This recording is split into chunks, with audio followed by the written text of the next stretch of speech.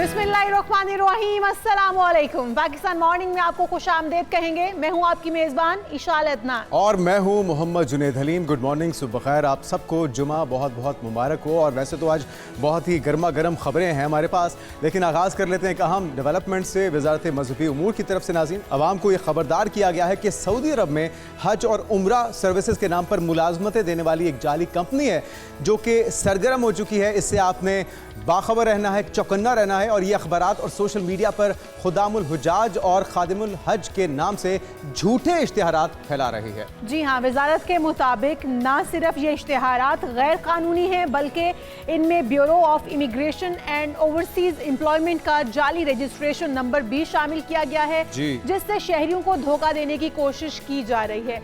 जाली कंपनी मुफ्त वीज़े आपको दे रही है, रिहाइश और टिकटों के दावे भी कर रही है और मासूम अफराद को अपने जाल में फंसा रही है। तो जुनेद, आप देखें कि अल्लाह के घर को भी नहीं बख्शा जा रहा, वहाँ पर भी जाली वीज़े दिए जा रहे हैं।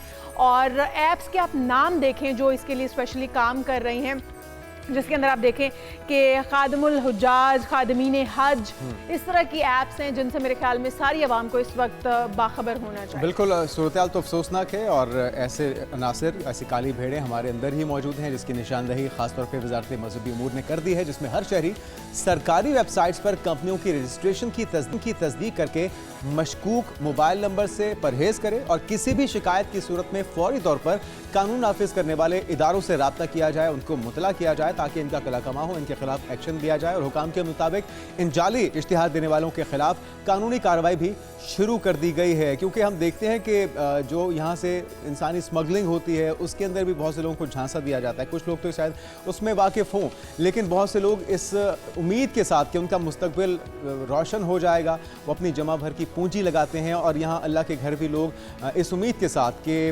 उनके फ्यूचर को महफूज बनाया जा सकेगा, और इस तरह की कंपनीज उनको झांसा दे रही हैं, उनकी ज़िंदगियों को तारीख कर रहे हैं। बिल्कुल, और फिर हम देखते हैं कि इस तरह के लोग वहाँ जाकर भीख मांगते हुए भी नजर आते हैं। तो ये इंसानी स्मगलिंग रोकने के लिए इस वक्त गवर्नमेंट मुतहरक हुई है और बताया जा रहा है कि इस तरह की ऐप्स पर किया जाए। आगे बढ़ते हैं और आप शामिल करते हैं टॉप 5 स्टोरीज। आज हमारे प्रोग्राम में सबसे पहले बात होगी पाकिस्तान को IMF से 1 अरब 20 करोड़ डॉलर मौसूल हो गए हैं। और आपको बताएं कि 20 करोड़ डॉलर क्लाइमेट फाइनेंसिंग की मद में जारी किए गए हैं। क्लाइमेट चेंज का बहुत ज़्यादा सामना है पाकिस्तान को, जिसकी वजह से अब पाकिस्तान के अंदर 20 करोड़ डॉलर क्लाइमेट फाइनेंसिंग की मद में जारी किए गए हैं। बिल्कुल, और फिर बात करेंगे वज़ीर आज़म शहबाज शरीफ की दौरा तुर्कमेनिस्तान पर वो मौजूद हैं। तुर्कमेनिस्तान को कराची और गवादर की बंदरगाहें इस्तेमाल करने की पेशकश हुई है और IBCC ने इंटर सतह पर आर्ट्स और साइंस की पाबंदी भी ख़त्म करने का अब फैसला कर लिया है, तो इसका भी जायज़ा लेंगे। उसके बाद आपको बताएंगे ICC का दोहरा मयार, टिकटों की फरोख्त के लिए जारी पोस्टर से पाकिस्तानी कप्तान की तस्वीर ही गायब। IBCC इंटर सतह पर आर्ट्स और साइंस की पाबंदी खत्म करने का फैसला कर लिया गया है, इस पर भी तफसील से जायजा लेंगे। और आज ही के प्रोग्राम में बात होगी कौन से कहवे गले की खराश और बुखार में मुफीद हैं, क्योंकि हम देख रहे हैं कि इन्फ्लुएंजा ए नामी एक वायरस है जो कि सरगर्म है। पाकिस्तान भर में लोग बीमार हो रहे हैं, बच्चे, बड़े, बूढ़े, जवान सभी इसका शिकार हो रहे हैं। तो गले की खराश हो, खांसी हो, नज़ला ज़ुकाम हो, इससे छुटकारा किन कहवों के साथ मुमकिन हो सकता है, किन ऑर्गेनिक मशरूब के साथ आप अपनी सेहत को बहाल कर सकते हैं एंटीबायोटिक से और दवाइयों से बचे बगैर। लेकिन इससे पहले कि हम इन तमाम मौज़ूआत पे बात करें, सबसे बड़ी जो गर्मा गर्म खबर है, जो धमाकेदार ब्रेकिंग न्यूज़ गुज़िश्ता रोज़ आई है, वो है साबिक DG ISI lieutenant general retired Faiz Hameed को फील्ड जनरल कोर्ट मार्शल के ज़रिए 14 साल की कैद बामुशक्कत की सज़ा सुना दी गई है। और ये नाज़रीन एक ऐसा फैसला जिसने मुल्की सियासी और अस्करी मंजरनामे में नई बहसों को जन्म दे दिया है, नई हलचल पैदा कर दी है। जी हाँ, ISPR के मुताबिक ये कार्रवाई पाकिस्तान आर्मी एक्ट के तहत 15 माह तक जारी रही है, जिसमें साबिक अफसर पर सियासी सरगर्मियों में मुलव्विस होने, ऑफिशियल सीक्रेट एक्ट के खिलाफ वर्जी, इख्तियारात के नाजायज इस्तेमाल और बाज़ अफराद को नुकसान पहुँचाने जैसे संगीन इल्ज़ामात की तफसीलात सामने आई हैं। तो आइए पहले इस पर एक रिपोर्ट बनाई गई है, वो देखते हैं, उसके बाद इस पर बात करते हैं। Lieutenant general retired Faiz Hamid का नाम कई तनाज़ात में आया, जिनमें फैजाबाद धरना और जस्टिस शौकत अजीज सदीकी केस नुमाया है। टॉप सिटी स्कैंडल के इल्जामात के पेश नजर अप्रैल 2024 में मेजर जनरल की सरबराही में इंक्वायरी कमेटी बनाई गई, जिसने इल्जामात का जायजा लेकर रिपोर्ट मुरतब की। इल्जामात साबित होने पर 12 अगस्त 2024 को पाकिस्तान आर्मी एक्ट के तहत उनके खिलाफ फील्ड जनरल कोर्ट मार्शल की कार्रवाई शुरू की गई। चार्जशीट में सियासी सरगर्मियों में मुलविस होना, ऑफिशियल सीक्रेट एक्ट की खिलाफवर्जियां, इख्तियारात और सरकारी वसाइल का गलत इस्तेमाल और अफराद को नुकसान पहुंचाना शामिल है। फील्ड जनरल कोर्ट मार्शल के दौरान मुल्क में इंतशार और पुरतशद्दुद वाक़यात में मुलविस होने से मुतालिक तहकीकात भी की गई। इंक्वायरी के मुताबिक उन्होंने रिटायरमेंट के बाद भी मुतादिद बार आर्मी एक्ट की खिलाफवर्जी की। कोर्ट मार्शल की कार्रवाई के दौरान फैज हमीद को तमाम कानूनी हुकूक फराहम किए गए और उनकी फौजी तहवील में कानूनी कार्रवाई जारी रही। कोर्ट मार्शल की कानूनी कार्रवाई मुकम्मल होने के बाद फैसला सुनाया जाएगा। नाज़रीन, आपने देखा है कि एक बड़ी डेवलपमेंट है और कर्नल रिटायर्ड असद महमूद साहब दिफाई तज्ज़ियाकार हमारे साथ मौजूद हैं। कर्नल साहब, आपको वेलकम कहेंगे पाकिस्तान मॉर्निंग में। एक बड़ी डेवलपमेंट और लगभग 15 माह तक मिलिट्री कोर्ट के अंदर ये केस चला है। इम्प्लीकेशंस क्या होंगे सियासी, ये तो हम बाद में बात करेंगे, लेकिन आपको लगता है कि एक टेस्ट केस साबित होगा और सिर्फ जनरल फैज़ हमीद ही नहीं और भी किरदार सामने आने की तवक्को की जा सकती है आने वाले दिनों में? बिस्मिल्लाहिर्रहमानिर्रहीम, थैंक यू वेरी मच। देखिए, एक चीज़ तो बड़ी क्लियर है कि चाहे पाकिस्तान आर्मी है, एयरफोर्स या नेवी को आप देखते हैं तो आर्म फोर्सेस के अंदर जो खुद एहतसाबी का एक सिस्टम है, अगर कोई गलती करता है वो किसी रैंक और फाइल से ताल्लुक़ रखता हो तो उसमें गलती की गुंजाइश नहीं है। और यही मेरा ख्याल है हम सबके सामने एक लिहाज से आई है। और आप ये देख लें कि फील्ड जनरल कोर्ट मार्शल जो है वो अगस्त 2024 में शुरू हुआ और कल आके एक लिहाज से कल्मिनेट हुआ। उन्होंने अपना वर्डिक्ट जो है वो सुनाया और दैट मीन कि वो तमाम चीज़ें जो कि आप समझते हैं कि उनके कुछ चार्जेस लेवी किए गए थे कि वो ऑफिशियल सीक्रेट एक्ट की खिलाफ वर्जी होगी, इसके बाद सियासी सरगर्मियों के अंदर मुलव्वस होना, अपने इख्तियारात का नाजायज़ इस्तेमाल और फिर स्टेट के मफादात को एक लिहाज से नुकसान पहुँचाने की बात होती है। मेरे ख्याल में वो सारी की सारी चीज़ें जब आईं तो इतना टाइम दिया फील्ड जनरल कोर्ट मार्शल ने कि उनको हर तरह की, मतलब इंडिपेंडेंट थे वो कि अपनी काउंसिल को सिलेक्ट कर सकते, वो अपना मुकदमा जो है उनके ऊपर जो इल्ज़ामात थे उनको किसी तरीके से रिफ्यूट करते, बट सर्टली तो मतलब गवाहान की बात करते हैं, सबूतों की शवाहद की बात करते हैं और उसी की बेस के ऊपर ये मुकदमा चला और फाइनली उनको ये सज़ा दी गई है। अच्छा, नॉर्मली आपने देखा होगा कि इवन आप सोशल मीडिया पर भी जनरली भी वो बहुत सारे लोग हैं वो तफरीक करते हैं कि नहीं जी, there are different classes among the officers, कि जनरल ऑफिसर्स की एक और क्लास है और जो उससे नीचे के ऑफिसर्स हैं उनकी एक और क्लास है। तो मेरा ख्याल है एक ये भी जो एक डिस्क्रिमिनेशन थी वो आज ये जो कल की सज़ा का अनाउंस किया गया है वो भी सारी चीज़ें मेरा ख्याल है। अच्छा कर्नल साहब, फैज़ हमीद साहब को सज़ा का सामना करना पड़ेगा और ये ट्रायल 15 महीने बहुत लंबा एक टाइम पीरियड था जिसमें चला। क्या उस टेन्योर के बाकी तमाम अफसरान जो इसमें शामिल हो सकते हैं उनको भी एहतसाब का कटहरे में लाया जाएगा, उनका भी एहतसाब होगा? ये भी एक सवालिया निशान है क्योंकि सिर्फ फैज़ हमीद साहब तो मौजूद नहीं थे उस वक्त, उस टेन्योर में मौजूद दीगर अफसरान भी मौजूद थे। और दूसरा, क्या फैज़ हमीद के खिलाफ इल्ज़ामात जो अब साबित हुए हैं मुल्की सियासत में फ़ौज और सियासत का किरदार, इस पर भी एक नया मुबाहिसा छिड़ सकता है या एक नया किरदार वाज़े हो सकता है कि अब सियासत और जो अस्करी क़यादत है इनका किरदार अलग अलग हो जाए? अच्छा, यहाँ पे मैं आपसे ये थोड़ा सा अर्ज करना चाहूँगा कि जब हम FGCM की बात करते हैं यानी फील्ड जनरल कोर्ट मार्शल, ये आप तब शुरू करते हैं कि जब एक बेसिक कोर्ट ऑफ इंक्वायरी या अगर इंक्वायरी की बात करते हैं वो शुरू होती है और उसके बाद फिर आप इस्टेब्लिश करते हैं, इट लीड्स टू, जैसे फील्ड जनरल कोर्ट मार्शल की आप बात करते हैं। नो, आई वुड से कि हमें थोड़ा सा क्या सराइयों से भी थोड़ा सा साइड पे होना है and it has to be seen कि जी अगर फील्ड जनरल कोर्ट मार्शल जो है वो फैज़ हमीद साहब का हुआ है, सो दैट मीन कि मतलब ये सारी चीज़ें पहले इस्टेब्लिश कर ली गई थी कि कौन इसके बीच में था या कौन एक लिहाज से नहीं था। तो एक तो ये क्लियर है। No, it has yet to be, जिसको कहते हैं कि left to the army authorities कि हाँ वो फर्ज करें कि किसी और को समझते हैं कि इन सारी चीज़ों के अंदर एक लिहाज से आते हैं तो वो उसको बीच में डेफिनेटली लेकर आएंगे। और एक मैं ज़रूर आपसे कहूँगा, it's not only this case, इससे पहले की अगर आप हिस्ट्री देखें तो आर्मी के अंदर या हमारी एयरफोर्स नेवी के अंदर अगर कोई भी ऑफिसर किसी भी रैंक का हो, अगर उससे वो गलती होती है और वो साबित होती है तो फिर इसके बाद माफ़ी वाला सिलसिला कोई नहीं है। और मैं ये समझता हूँ कि ये जो इदारा जाती आप कहते हैं कि सज़ा और जज़ा का निज़ाम है, नो, इसको मेरा ख्याल है कि बाकी आगे भी चलना चाहिए, चाहे आप पॉलिटिक्स की आप बात करते हैं, चाहे ब्यूरोक्रेसी की बात करते हैं, चाहे आप पुलिस की बात करते हैं, जल्दी मैं आपसे ये जरूर ये भी अर्ज करूंगा कि आप यकीन माने कि आप कभी एक कंपैरिजन ड्रॉ करके देख लीजिएगा कि जिस तरह की सजा और जजा और जिस तरह की सजाएं दी गई हैं आर्मी, एयरफोर्स और नेवी के अफसरान को, उसका इन कंपैरिजन खींचे तो सही ना, सिविल ब्यूरोक्रेसी की बात करते हैं या पुलिस की बात करते हैं कि how many officers, how many grade 18, 19, 20, 21 के जो ऑफिसर्स हैं उनको घरों को भेजा गया। No, that is the problem, जिसको मेरा ख्याल है कि अब एक आप ये जरूर कह सकते हैं कि this an eye opener for everybody कि नहीं भी। बिल्कुल, ये मैं इसी तरफ आना चाह रहा था कि ये आई ओपनर तो है, ये मैसेज बड़ा वाज़ेह है। मुल्क के अंदर जो तकरीबकारी कर रहे हैं या मुल्क दुश्मनी कर रहे हैं, मुल्क से बाहर कोई मैली आंख से देखता है, सबके लिए बड़ा वाज़ेह पैगाम है कि अगर अपने साबिक DGI को नहीं छोड़ा गया तो बचेगा कोई और भी नहीं। खबर ये भी है कर्नल साहब कि अभी भी हसास मामलात पे तहकीकात जारी हैं। जो इख्तियारात का नाजायज़ इस्तेमाल हो, इदारे के अंदर एक बगावत के एलिमेंट को हवा देना, उसकी एक बाकायदा मुनज़्ज़म साजिश करना, ओहदे से उतरने के बाद भी PTI को इस्तेमाल किया जाना। 9 मई के अंदर भी कहा जा रहा है कि अब जो मुख्तलिफ पहलू हैं कि उसकी सारी प्लानिंग, उसकी एग्जीक्यूशन, उन पहलुओं पर भी इस वक्त तहकीकात का अमल जारी है। तो उसके क्या नताइज हो सकते हैं? क्या इससे भी कोई ज़्यादा सख्त सज़ा का सामना जनरल फैज़ हमीद को करना पड़ सकता है? और क्या उसके अंदर बानी PTI खान साहब भी नरगे में आ सकते हैं? उनका ट्रायल भी मिलिट्री कोर्ट में चल सकता है? मैं आई बिलीव कि इन सारी चीज़ों को बिल्कुल एहतियात से वर्कआउट करने की ज़रूरत है। और 9 मई के जितने भी जिस तरह के भी आप से कि ये हंगामा आराई और तशद्दुद और तखरीबकारी, जिस तरह के जो भी वाक़यात हुए हैं और उसके अंदर जो लोग भी मुलव्विस हैं, सर्टली उनको सजाएं दी जानी चाहिए।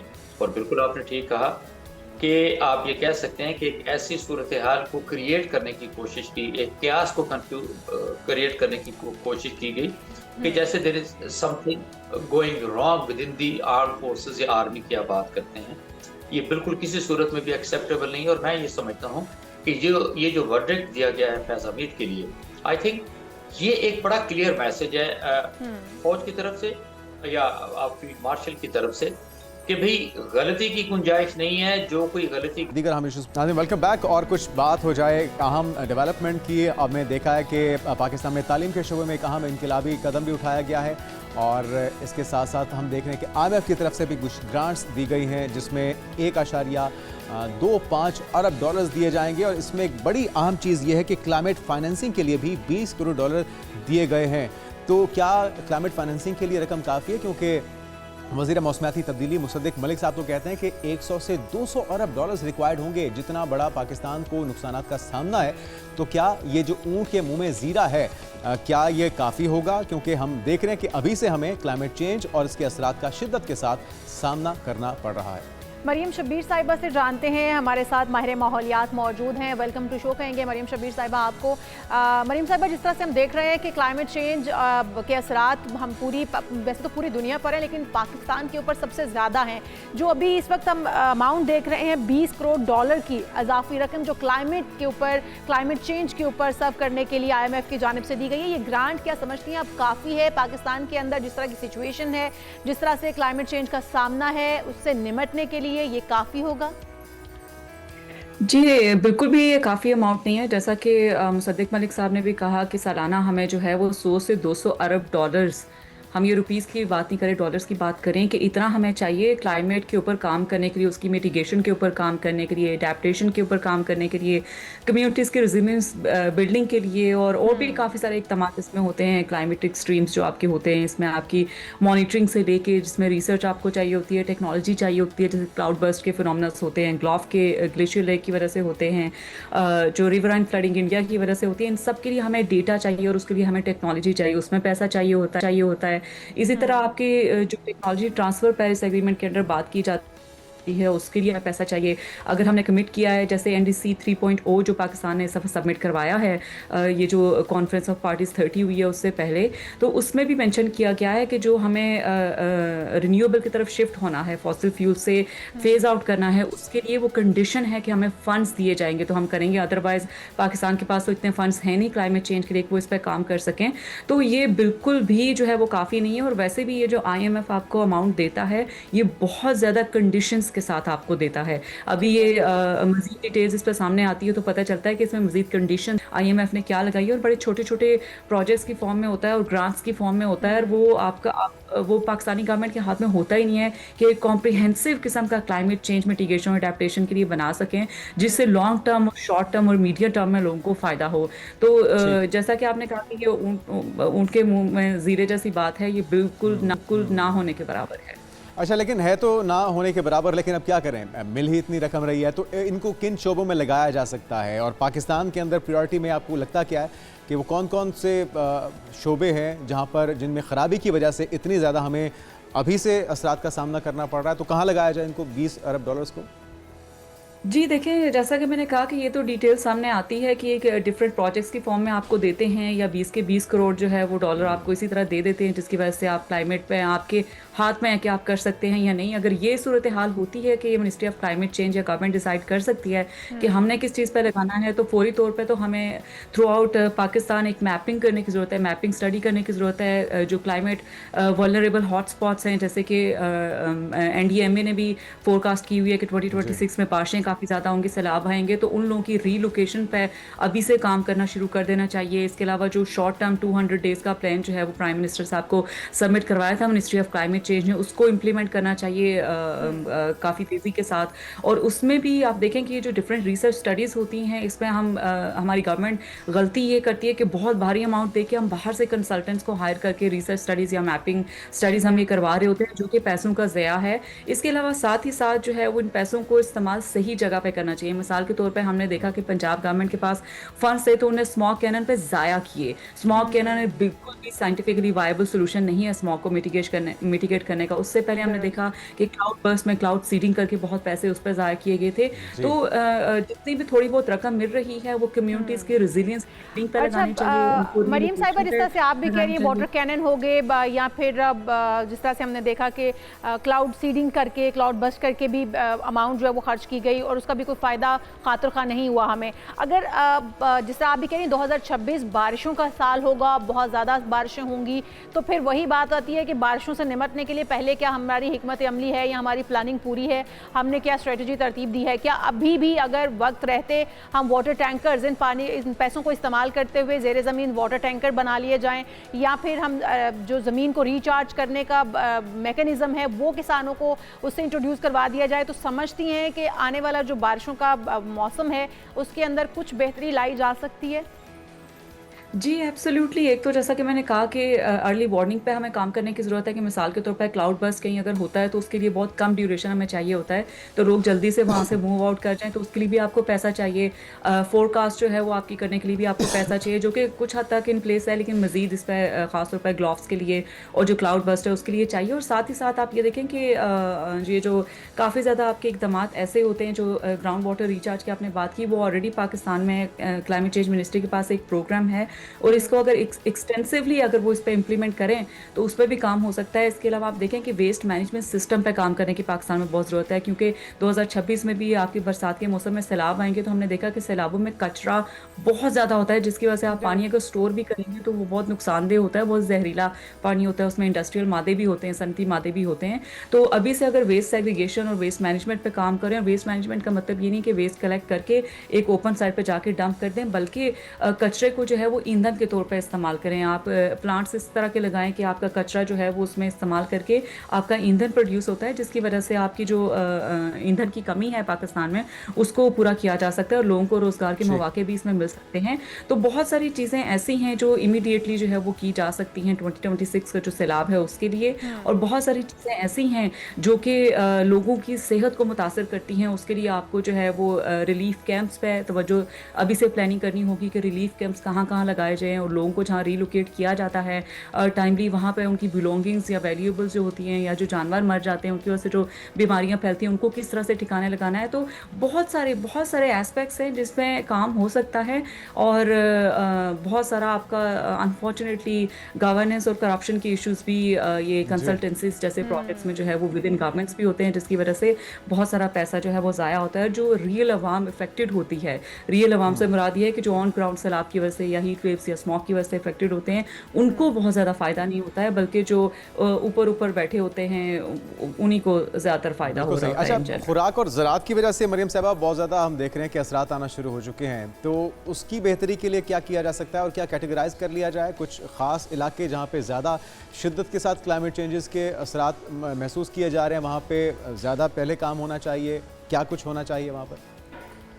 जी देखिए, आजकल जैसे आप मिसाल ले लें तो उसमें बलूचिस्तान जो है वो ड्राउट लाइक कंडीशन से गुजर रहा है, जिसमें 300 से ऊपर दिन हो गए हैं, बिल्कुल भी बारिश नहीं हुई है। तो वहाँ ये किया जा सकता है कि ये जो वाटर एक्ट सिंध का है, जो प्रोविंसेस के बीच साइन हुआ था 1991 में, उसके मुताबिक सिंध को सिर्फ 3.6% पानी मिलता है, और वो भी जो सिंध की एलीट हैं, वडेरे हैं, उस पर कब्जा कर लेते होते हैं। तो एक तो जो नेचर बेस्ड सोल्यूशंस वहाँ पे हो सकते हैं, थोड़ा सा दरिया को इंडस्ट्री को डाइवर्ट करके पानी उनको कम्युनिटीज़ को प्रोवाइड किया जाए, उसमें कोई बहुत ज़्यादा खर्चा नहीं आएगा। साथ ही साथ आप ये देखें कि जो वहाँ पर 80% आबादी है जो एग्रीकल्चर के ऊपर डिपेंडेंट है, जो लाइफ स्टॉक के ऊपर डिपेंडेंट है, वो इस वक्त सफ़र कर रही है। उनको इस पर तवज्जो देने की ज़रूरत है, गवर्नमेंट्स को, बलूचिस्तान गवर्नमेंट को फेडरल गवर्नमेंट के साथ मिलकर उनके लिए रिलीफ जो है वो जल्दी करना चाहिए। इसके साथ ही साथ आप देखें कि जो नेचर बेस्ड सोल्यूशन की मैं बात कर रही हूँ, जिसमें इंडिजिनस ट्रीज़ आपके होते हैं। आप देखें कि बचपन में हम लोग देखते थे कि जो इंडिजिनस ट्रीज़ लगे होते थे, जो लोकल दरख्त हर इलाके के होते थे, वो लगे होते थे, तो हमें जुगनू नज़र आते थे, तितलियाँ नज़र आती थी, हमें चिड़िया नज़र आती थी। अब वो बिल्कुल गायब हो गई हैं, क्योंकि हमने जो ऑर्नामेंटल्स हैं उनको हमने ब्यूटिफिकेशन के नाम पर बहुत ही ख़राब किस्म के जो है वो दरख्त, जैसे इस्लामाबाद में पेपल मलबरी है, जिससे लोगों को एलर्जीज के प्रॉब्लम अब होते हैं। अब इस्लामाबाद में मैंने देखा कि वहाँ पर ये आप बिल्कुल सही कह रही हैं, पाम ट्रीज भी लगे हुए हैं। जी जी जी। अच्छा, हम जिस तरह से बचपन में हमने अपने बचपन में जुगनू देखे हैं, हमारे बच्चे तो खैर वो कहानियों में सुन सकते हैं या मूवीज़ में देख सकते हैं।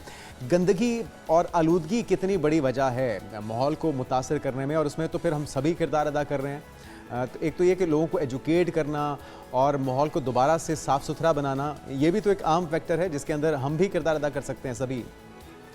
जी बिल्कुल, आप देखिए, मुझे लगता है कि जितना काम अब पाकिस्तान में क्लाइमेट चेंज पे हो गया हुआ है, उसमें मैंने देखा है कि लोग पढ़े लिखे होते हैं, अवेयर भी होते हैं, उसके बावजूद माहौल को गंदा करते हैं। गाड़ी से बोतल पानी की फेंक देंगे, शॉपर ऐसे हवा में उड़ा देंगे जैसे कोई बड़ी बात है ही नहीं। हर सीज़न में कपड़ों की शॉपिंग कितनी करेंगे विदाउट रियलाइजिंग कि कितना लीटर इसमें पानी इस्तेमाल होता है। जो इंडस्ट्रीज़ पाकिस्तान में उस पानी का जो है वो खेतों में टेक्सटाइल इंडस्ट्रीज़ जो पानी है जहरीला वो छोड़ती हैं, जिसकी वजह से आपके ग्राउंड वाटर भी इफेक्ट होता है, और आपकी जो एग्रीकल्चर प्रोडक्टिविटी है केमिकल्स की वजह से वो भी मुतासिर होती है, सेहत के इश्यूज भी होते हैं। तो मुझे लगता है कि अब अवेयरनेस से आगे थोड़ा सा हमें स्टेप लेना पड़ेगा, हमें इस तरह की पॉलिसी साजी करनी पड़ेगी जिसकी वजह से हमें फाइन्स लोगों पे इम्पोज करने पड़ेंगे। अब देखें कि ये जो लिटर की वजह से आप देखें कि यही हम पाकिस्तानी होते हैं कि बाहर किसी मुल्क में जाते हैं, हमें हिम्मत नहीं होती है कि हम एक जो है वो लेस का एक शॉपर भी हम ज़रा सा भी फेंक सके, क्योंकि फ़ाइन होता है हैवी किस्म का बाहर। लेकिन पाकिस्तान में वही हम लोग जो है, हमें पता होता है कि कितना नुकसान है, फिर भी हम फेंक देते होते हैं। लेकिन मरीम साहब, अब यहाँ पर भी फाइन शुरू हो चुके हैं। अगर आपने अपनी गाड़ी का शीशा डाउन किया, कचरा बाहर फेंका, तो उस पर भी आपको फाइन होगा। पाकिस्तान में पंजाब के अंदर तो स्पेशली इम्पोज किया जा रहा है और इसके ऊपर फाइन लिए जा रहे हैं। तो आप समझती हैं कि इस तरह से आवाम को रोका जा सकता है और बेहतरी लाई जा सकती है? एब्सोल्युटली, आई थिंक वो बचपन में हमने सुना था कि डंडा सबका पीर होता है। तो मेरा ख्याल है कि इससे जो सख्ती अगर इससे होगी तो काफ़ी लोगों के बिहेवियर्स में चेंज आएगा, क्योंकि पैसा जब आपकी जेब से निकलता है तो आप डेफिनेटली उससे वो होते हैं। लेकिन हमने ये भी देखा है कि स्मॉग को केटर करने के लिए या मिटिगेट करने के लिए पंजाब गवर्नमेंट ने गाड़ियों के ऊपर जो पाबंदी लगाई है, फाइन्स लगाए हैं, उसकी वजह से हमने ये देखा कि जो ट्रांसपोर्टेशन सेक्टर है वो हड़ताल करके बैठ गया था, बजाय इसके कि हमारी आवाम जो है वो कड़वी गोली है और इसको निगलने में, उसको हजम करने में कुछ टाइम लगेगा, लेकिन बहरहाल करने पड़ेंगे, जुर्माने सख्ती करनी पड़ेगी। बहरहाल क्लाइमेट चेंजेस के लिए इकदाम जंगी बुनियादों पर करने होंगे, सभी को किरदार अदा करना होगा, हुकूमतों को भी और आवाम को भी। बहुत शुक्रिया मरियम शबीर साहबा इस हवाले से गुफ्तगू करें। प्रोग्राम में एक बार फिर से आपको खुशामदीद कहते हैं नाजरीन, और आपको आज मिलवाते हैं उन होनहार अब दो कपल से, मियाँ बीवी से। व्हील चेयर क्रिकेट की दुनिया में मोहम्मद फयाज वो नाम है जिसने न सिर्फ पाकिस्तान का परचम बुलंद किया है, बल्कि पूरी दुनिया को ये दिखाया है कि हकीकी कामयाबी जिस्मानी हदबंदियों से नहीं बल्कि हौसले, मेहनत और आज़म से जन्म लेती है। 2 मरतबा के एशियन चैंपियन हैं, दुनिया के तेज़ तरीन व्हील चेयर बॉलर भी हैं और 5 सेंचुरियों के रिकॉर्ड होल्डर मोहम्मद फयाज आज हमारे साथ मौजूद हैं। साथ ही साथ उनकी बेगम भी हमारे साथ मौजूद हैं, राबिया फयाज। तो जुनेद, बिल्कुल, हमारे साथ दोनों ये सितारे पाकिस्तान के मौजूद हैं, नेशनली इंटरनेशनली पाकिस्तान को रिप्रेजेंट कर रहे हैं, पाकिस्तान का नाम रोशन कर रहे हैं और ये एक ऐसी हिम्मत और हौसले की चट्टान है, मिसाल है, जिसको देख के वो लोग जो कि कहते हैं कि हमारे पास ये कमी है, हमारे पास ये वसाइल नहीं है, तो उन सारी जो उज़र है या बहाने हैं उनको इन्होंने गलत साबित कर दिया। तो आप दोनों को बहुत बहुत मुबारकबाद, आप दोनों को बहुत बहुत वेलकम। पाकिस्तान को आप जिस तरह से रिप्रेजेंट कर रहे हैं पाकिस्तान के सफ़ीर बन के, यकीनी तौर पे आप दोनों खैराज तहसीन के लायक हैं। फयाज़ भाई, आपसे भी जानेंगे उनकी जो अहलिया हैं वो MS इलेक्ट्रिकल इंजीनियर भी हैं और साथ में खेलों के अंदर भी वो कह रही हैं कि अपने हस्बैंड को देख के वो इतनी ज़्यादा इंस्पायर हुई हैं कि अब सिर्फ बैडमिंटन ही नहीं, दौड़ों के अंदर भी अभी रिसेंटली जो गेम्स हो रही हैं वो गेम्स कौन सी हो रही हैं? कज़ाक़ स्टेडियम में CM पंजाब जो है जिस तरह से वो ज़बरदस्त कारनामे सर अंजाम दे रही हैं हर फील्ड के अंदर, तो उन्हीं से अहवाल जानते हैं। पहले तो फयाज़ भाई आप बताइए कि अभी रिसेंटली कौन कौन से मैचेस में कौन कौन सी आपने कामयाबी हासिल की है? आप जो बॉलिंग करवाते हैं उसकी क्या टेक्निक है कि सामने वाला टिक नहीं पाता? जी, पहले तो बहुत शुक्रिया। और दूसरा ये कि अभी चीफ मिनिस्टर की तरफ से जो CM Punjab para special games हो रही हैं उसमें हमने पार्टिसिपेट किया, मियाँ बीवी ने, और अल्हम्दुलिल्लाह दोनों ने मेडल भी विन किया। और दूसरा, अगर मैं अपनी क्रिकेट की बात करूं तो उसमें कोई भी वैसे स्पोर्ट्स हो तो मेहनत तो नो डाउट आपकी ऐसी होती है जैसे आपको आउट ऑफ द वे जाना पड़ता है। अगर आप out of the way result चाहते हैं और ख़ासकर जब पाकिस्तान की बात हो, ग्रीन को रिप्रेजेंट करना हो, तो फिर कभी शाहीन नहीं मतलब डगमगाए तो हम कैसे, तो वहाँ पे भी वही जोश जज्बा, चाहे हम व्हील चेयर पर भी बैठे होते हैं तो हमारी उड़ान भी उसी तरह की, सोच भी उसी तरह की होती है और मेहनत भी हम उसी तरह से करते हैं। मैं 2 दफ़ा एशिया कप भी खेला हूँ, दोनों में अल्हम्दुलिल्लाह विन भी किया है और बेस्ट बॉलर भी डिक्लेयर हुआ हूँ और साथ में वर्ल्ड फास्टेस्ट बॉलर होने का भी। और अभी हाल ही में पाक अफगान सीरीज़ हुई थी, उसमें भी बेस्ट बॉलर डिक्लेयर हुआ हूँ और साथ में मैन ऑफ द सीरीज़ भी हुआ था। तो अब हमारा अपकमिंग एशिया कप भी है और उसके बाद वर्ल्ड कप के ऊपर फोकस है। तो इन सारी चीज़ों में जो मेरी जो दिली ख्वाहिश भी मेहनत की यही होती है कि पाकिस्तान को के लिए सर्व करने के लिए, या कुछ भी ऐसा टाइम है जहाँ पे मेरी ज़रूरत पाकिस्तान को पड़े तो मैं अपना 100% दूँ और उसके लिए हमें। अच्छा फयाज़ भाई, 109 किलोमीटर फ़ी घंटा की रफ्तार से गेम करवाते हैं आप, ये ट्रेनिंग कहाँ से हासिल की आपने और इतने प्रेशर से बॉल फेंकनी पड़ती है, किस तरह से कर लेते हैं आप ये? जी, ये मेरे लिए मेरी जो टेक्निकल अगर बात की जाए स्पोर्ट्स की, तो इनमें मैम रुखसाना राजपूत का बहुत बड़ा किरदार है, क्योंकि हमारी जो डिसेबिलिटी होती है, हमारी जो इस तरह की जी, वो हमारे कोच भी हैं, ट्रेनर भी हैं और हमारे लिए एक मोटिवेशन भी होती हैं। और वो हमारे जो फूड के हवाले से जो हमारे जो डाइट प्लान होता है, उन सारी चीज़ों को वो देखती हैं कि हर किसी की जो डिसेबिलिटी होती है या इस तरह की जो फिज़िकल जो चेंज लोग होते हैं, तो उनको उनके अकॉर्डिंग वो डाइट प्लान भी देती हैं और ट्रेनिंग्स भी देती हैं। तो उनकी मैं सारी जो ट्रेनिंग कोई बात नहीं आप की जा रही है, यकीनी तौर पे काबिल सताइश है। अच्छा, आ जाते हैं राबिया साहबा की तरफ। 2 माशाल्लाह फूल जैसे बच्चे भी हैं और इनकी देखभाल, इनकी ख्याल रखना, घर गृहस्थी देखना और फिर आप खेलों के अंदर भी हैं। अभी आपने मेडल भी हासिल किया, हम देख रहे हैं कि बच्चे इस मेडल के साथ खेल रहे हैं, तो बहुत ही ज़बरदस्त इंस्पायरेशन है आप अपने बच्चों के लिए भी। लेकिन आपने कैसे ये सोच लिया कि आप खेलों के अंदर भी ज़बरदस्त नुमाइंदगी करेंगी और अभी करना क्या चाह रही हैं? बैडमिंटन के अलावा आपने रेस के अंदर भी मेडल जीती है। जी, अच्छा, सबसे पहले तो मैं चीफ मिनिस्टर मरियम नवाज़ साहबा का बहुत शुक्रिया अदा करना चाहती हूँ कि उन्होंने फ़र्स्ट टाइम ये जो स्पेशल गेम्स का इंट्रोड्यूस करवाई हैं, जिनकी वजह से मैंने भी पार्टिसिपेट किया फॉर द फर्स्ट टाइम और मैंने रेस में मुकाबला जीता है माशाल्लाह। ये हमारी व्हीलचेयर के ऊपर रेस होती है, व्हीलचेयर रेस मुकाबले में मैंने मेडल जीता है माशाल्लाह। और अच्छा, जहाँ तक इंस्पायरेशन की बात है, इंस्पायरेशन और मोटिवेशन मेरे घर में ही मौजूद है। तो जब से ये मेरी लाइफ में आए हैं, हमारी शादी हुई है, तो मैं इनसे बहुत इंस्पायर्ड हूँ। ये माशाल्लाह जिस तरह से इनकी ज़िंदगी में काफ़ी हर्डल्स आई हैं, मुश्किलात आई हैं, लेकिन इन्होंने कभी अपने ये पैशन से नहीं हटे, अपने एम से नहीं हटे, अपने गोल से नहीं हटे। इन्होंने कहा ये चीज़ें तो आती रहेंगी, ये तो मैं ख़त्म कर लूँगा, लेकिन जो टारगेट तक, जिस गोल तक मैंने पहुँचना है, वो मैंने पहुँचना ही पहुँचना है, चाहे जो चीज़ें भी रास्ते में आएंगी वो ख़त्म होती जाएंगी। तो मैं इतनी ज़्यादा मुतासिर हुई, इंस्पायर्ड हुई, मोटिवेट हुई इनसे। फिर मैं बाय प्रोफेशन, मेरी जो वो तालीम है, एजुकेशन है, वो मैं MS इलेक्ट्रिकल इंजीनियरिंग मैंने की हुई है।